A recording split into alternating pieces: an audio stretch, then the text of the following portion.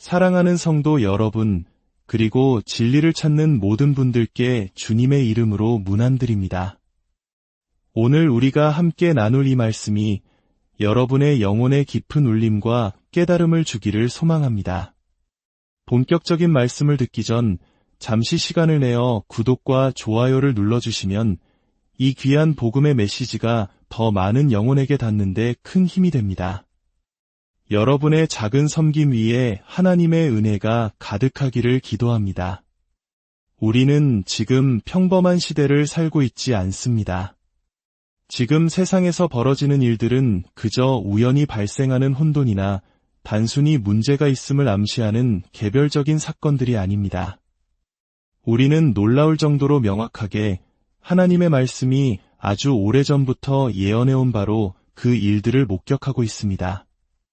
우리가 경험하는 것은 역사의 붕괴가 아니라 성경 예언에 계시된 하나님의 주권적인 계획이 정확하게 성취되는 과정입니다. 성경은 세상의 마지막 때에 관해 결코 모호하게 말하지 않습니다. 성경은 정확성과 권위, 그리고 긴박함으로 말씀합니다. 만일 우리에게 보고 들을 영적인 눈과 귀가 있다면 우리는 중대한 마지막 때의 성경 예언들이 바로 우리 눈앞에서 실제로 일어나고 있음을 깨닫게 될 것입니다. 예수님께서는 누가복음 21장 28절에서 이렇게 말씀하셨습니다. 이런 일이 되기를 시작하거든 일어나 머리를 들라 너희 속량이 가까웠느니라 하시더라. 여기서 말씀하시는 이런 일은 과연 무엇일까요? 이것은 막연한 암시가 아니라 구체적이고 식별 가능한 징조들입니다. 성경은 마지막 때의 세상이 영적인 기만과 도덕적인 붕괴, 지정학적인 불안, 그리고 점점 증가하는 자연재해의 소용돌이 속으로 빠져드는 그림을 그리고 있습니다. 그 그림은 더 이상 먼 미래의 환상이 아닙니다. 그것은 바로 오늘 우리가 매일 접하는 뉴스의 첫 페이지입니다. 주위를 둘러보십시오. 역사상 지금처럼 예언적 징조들이 극적이고 동시다발적으로 집중된 적은 없었습니다. 곳곳에서 일어나는 전쟁과 전쟁의 소문, 여러 지역에서 발생하는 지진과 기근, 전염병과 세계적인 불안정, 그리고 전 세계적인 감시와 통제를 가능하게 하는 기술의 발전까지. 하지만 가장 놀라운 것은 단지 이런 일들이 일어나고 있다는 사실만이 아닙니다. 교회의 수많은 강단이 이 경고의 나팔을 불지 않고 침묵하고 있다는 사실입니다. 너무나 많은 그리스도인들이 영적으로 잠들어 있습니다. 그러나 하나님의 말씀은 침묵하지 않습니다. 그 말씀은 귀 기울이려는 자들에게 천둥과 같은 명확함으로 외치고 있습니다. 사도 바울은 데살로니가후서 2장 3절에서 마지막 때에 배교 즉 믿음에서 떠나는 큰 타락이 있을 것이라고 경고했습니다. 이것은 막연한 영적 표류가 아니라 진리로부터의 급진적인 이탈을 의미합니다. 그리고 그 이탈은 지금 일어나고 있습니다. 우리는 한때 견고한 교리 위에 섰던 교회들과 교단들, 그리고 신뢰받던 교사들이 건전한 교리를 버리고 세속적인 문화와의 진리는 협상의 대상이 되었고 거룩함은 선택사항이 되었습니다. 하나님을 경외하는 마음은 사람의 인정을 받으려는 욕망으로 대체되었습니다.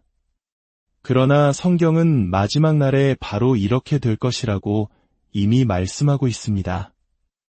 디모데전서 4장 1절에서 바울은 후일에 어떤 사람들이 믿음에서 떠나 미혹하는 영과 귀신의 가르침을 따르리라고 예언했습니다.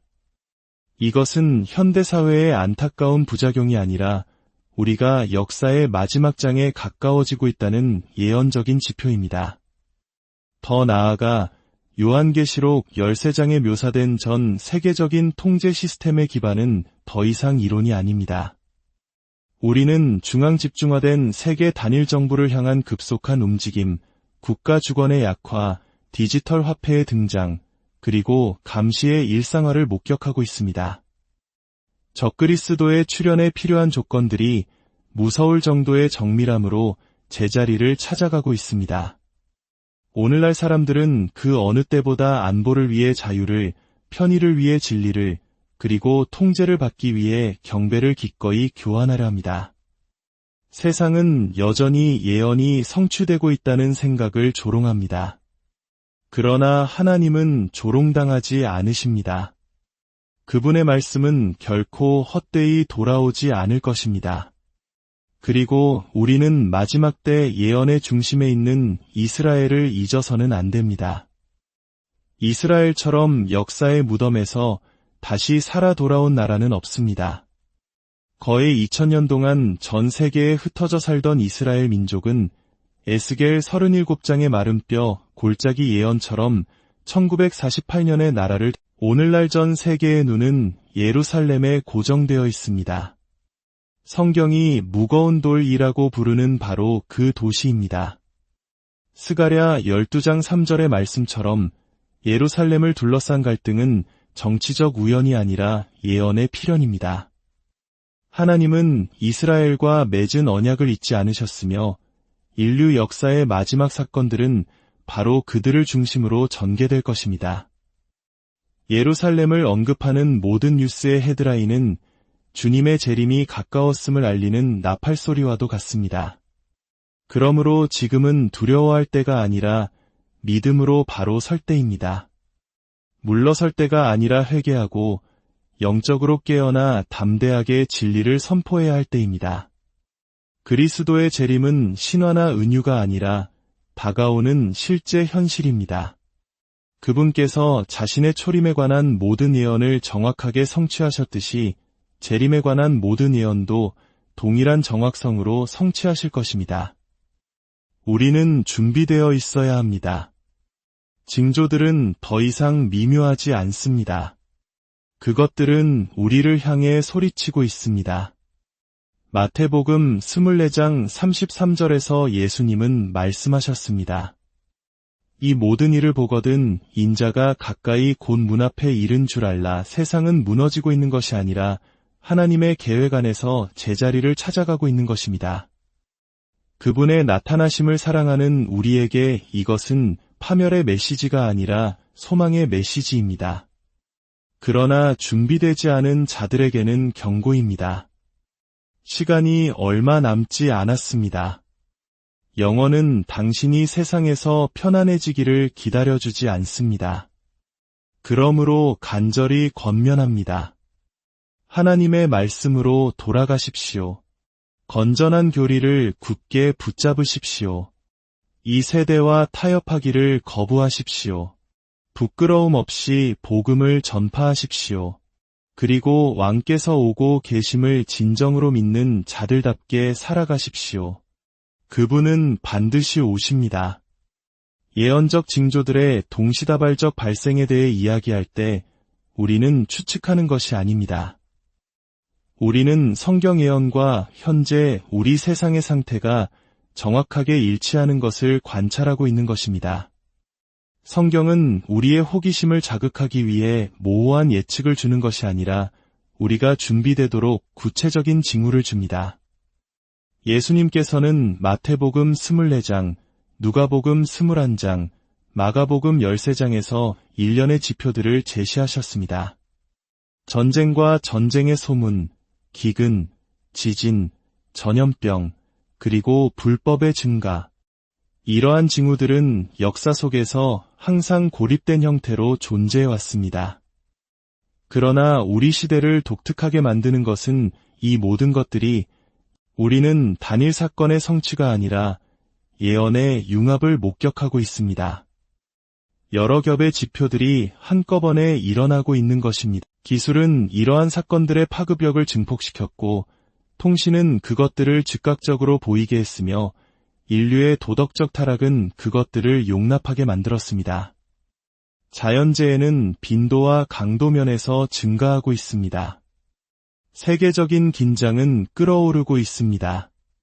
도덕은 혼란 속으로 붕괴되어 하나님이 악하다고 부르시는 것이 이제는 선한 것으로 칭송받고 그분이 의롭다고 부르시는 것은 구시대적인 것으로 조롱받고 있습니다.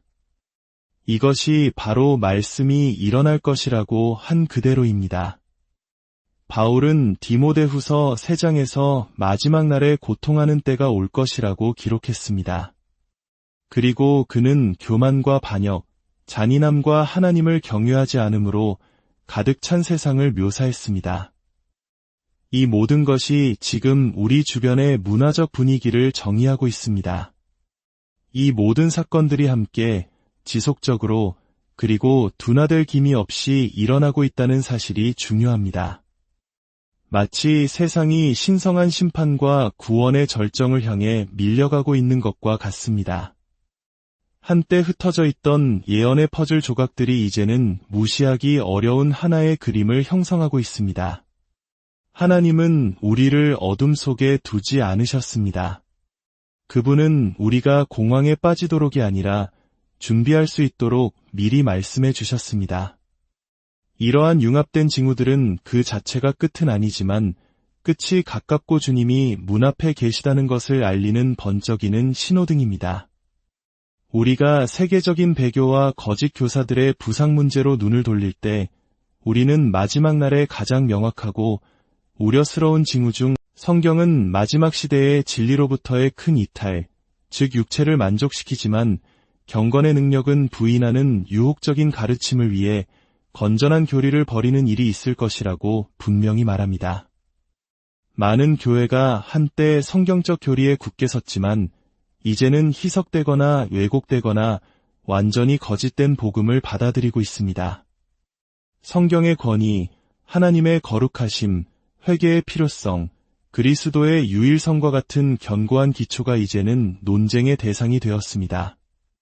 죄, 심판, 구원의 교리들은 재해석되거나 물타기 되거나 노골적으로 부정되고 있습니다. 오늘날 우리가 보는 것은 단순한 표류가 아니라 인간의 욕망을 만족시키지만 구원할 능력은 없는 복음을 위해 진리를 의도적으로 거부하는 것입니다. 예수님 자신도 마지막 날에 거짓 선지자들이 이런 거짓 교사들은 항상 노골적인 이단으로 나타나지는 않습니다. 오히려 그들은 종종 빛의 사자로 위장하여 매력적으로 들리지만 오류에 근거한 가르침을 제공합니다. 그들은 거룩함보다 번영을, 자기 부인보다 자기 성취를, 그리고 영혼에 도전하거나 변화시키지 않는 기분 좋은 신학을 제공합니다. 비극은 그들이 대중을 오도하고 있다는 것뿐만 아니라 인터넷과 소셜미디어는 오류 확산의 온상이 되어 거짓 가르침이 진실보다 더 빨리 수백만 명에게 도달하게 합니다. 우리는 또한 이러한 배교가 단일 교단이나 지리적 위치에 국한되지 않는다는 것을 그것은 세계적인 현상입니다. 세상의 영향력이 교회에 스며들고 있으며 많은 이들이 문화에 맞추기 위해 성경적 진리를 타협하기로 선택하고 있습니다. 이것이 바로 신자들이 경계를 늦추지 않고 말씀을 알고 분별력을 갖는 것이 매우 중요한 이유입니다. 마지막 때에 대한 성경의 가르침은 세계 단일 정부와 단일 경제의 궁극적인 부상에 대해 놀라울 정도로 명확하게 이야기합니다. 그리고 우리는 그 기반이 우리 눈앞에서 놓여지는 것을 목격하고 있습니다. 요한계시록 13장은 적그리스도라는 한 개인이 세계의 정치 및 경제 시스템을 통제하는 미래 시스템의 생생한 그림을 그립니다. 이 시스템은 너무나 포괄적이어서 그 표를 받지 않은 사람은 아무도 샀거나 팔 수 없게 될 것입니다. 이러한 시스템을 위한 기반 시설은 더 이상 이론적인 개념이 아닙니다. 그것은 오늘날 세계에서 급속히 개발되고 있습니다. 한때 불가능해 보였던 것이 이제는 그럴듯해지고 있습니다. 기술, 세계화, 지정학적 변화는 세계 경제와 정부를 실현 가능하게 할 뿐만 아니라 점점 더 가능성 있게 만드는 방식으로 정렬되고 있습니다. 국가 주권의 개념은 점차 세계적인 협력에 밀려 약화되고 있습니다. 평화와 번영이라는 언어로 포장될 수 있지만 디지털 혁명은 우리를 현금 없는 사회의 문턱으로 이끌었습니다. 디지털 화폐, 디지털 신분증, 모바일 결제 시스템은 이제 흔한 일이 되었습니다. 이러한 혁신은 편리함과 효율성을 제공하지만 요한계시록 13장에 묘사된 통제 시스템의 길을 열어줍니다. 모든 거래, 모든 구매, 모든 움직임을 추적하고 감시할 수 있는 세상을 상상해 보십시오. 디지털 경제는 이것은 음모론이 아닙니다. 세계가 점점 더 상호 연결된 금융 문제에 대한 해결책을 찾기 위해 분투함에 따라 최고위층에서 일어나고 있는 논의입니다.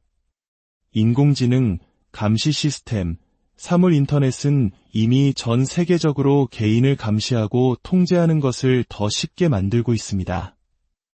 우리는 개인의 사생활이 과거의 유물이 될 수 있는 세상으로 향하고 있습니다.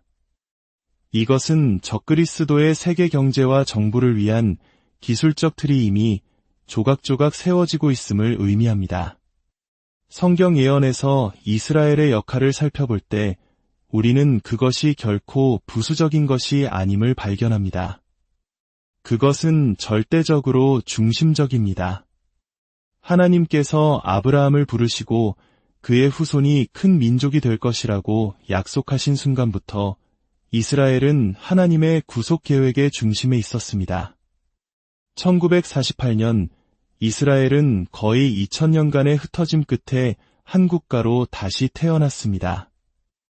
이 사건은 이스라엘의 마른 뼈들이 부활하여 다시 살아날 때에 대해 말씀하신 에스겔의 예언이 성취된 것이었습니다. 한때 불가능한 꿈처럼 보였던 이스라엘의 회복이 놀라운 정확성으로 이루어졌습니다. 이것은 무작위적인 사건이나 지정학적 우연이 아니었습니다. 그것은 족장들과 선지자들, 그리고 궁극적으로 전 세계에 대한 그의 약속을 성취하시는 하나님의 역사였습니다. 그러나 이스라엘의 역할은 국가로서의 재탄생으로 끝나지 않습니다. 성경은 마지막 때가 다가옴에 따라 이스라엘이 계속해서 신성한 활동의 초점이 될 것임을 분명히 합니다. 스가랴 12장 3절에서 하나님은 마지막 날에 땅의 모든 민족이 예루살렘을 치려고 모일 것이라고 예언하셨습니다. 실제로 예루살렘을 둘러싼 상황은 여전히 국제 분쟁의 온상으로 남아 있습니다. 오늘날 예루살렘이 그토록 많은 논란의 중심에 있다는 사실 자체가 예언의 시계가 로마서 11장에서는 미래에 온 이스라엘이 구원을 받으리라고 바울이 말합니다. 이스라엘에 대한 하나님의 약속은 무효화되지 않아 우리는 이스라엘이 중동의 한 나라일 뿐만 아니라 하나님의 예언 계획의 시계임을 이해해야 합니다. 그 지역에서 새로운 발전이 있을 때마다 세계가 예루살렘의 미래를 논할 때마다 그것은 하나님께서 역사를 그 웅장한 결론으로 이끌고 계시다는 것을 상기시켜줍니다. 오늘날 전 세계를 둘러볼 때 성경 예언의 성취가 증가하고 있음을 무시할 수 없습니다. 우리는 예수 그리스도의 재림을 명백하게 가리키는 징후들의 융합을 목격하고 있습니다. 세상이 어두워질수록 신자로서 우리는 하나님의 말씀의 진리 위에 굳건히 서고 믿음 안에서 경계하며 긴급하게 복음을 선포하는 것이 필수적입니다. 우리가 보는 징후들은 우리를 절망이나 두려움으로 이끌어서는 안 되며 오히려 하나님의 말씀과 그의 재림의 소망에 대한 더 깊은 의존으로 이끌어야 합니다. 그리스도의 재림은 단지 연구해야 할 교리가 아니라 진리의 점점 더 적대적인 세상에서 우리를 지탱하는 바로 그 소망입니다. 심각한 마지막 때의 예언들은 더 이상 먼 예측이 아닙니다. 그것들은 지금 일어나고 있습니다. 그리고 그것들이 펼쳐질 때 우리는 우리의 구속이 가까워지고 있다는 절대적인 확신을 가질 수 있습니다. 왕께서 오고 계심을 믿는 자들답게 살아갑시다. 그분의 재림은 확실하고 그분의 약속은 깨지지 않으며 그분의 승리는 보장되어 있기 때문입니다. 이 메시지를 듣는 모든 분들의 삶과 가정 위에 우리 주 예수 그리스도의 은혜와 평강이 함께하시기를 간절히 기도합니다. 세상이 어두워질수록 우리의 소망이신 주님을 더욱 바라보며 믿음의 경주를 끝까지 완주하는 저와 여러분이 되기를